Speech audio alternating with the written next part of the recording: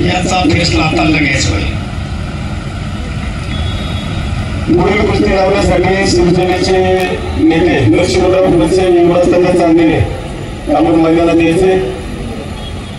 युवराज बांधवांना आपलं हार्दिक स्वागत। आपण कुस्ती लावण्यासाठी मैदानात यायचे। त्याचप्रमाणे बाळकृष्णजी चांदणे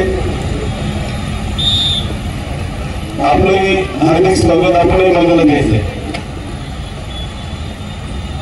सर्व आपलं हार्दिक स्वागत।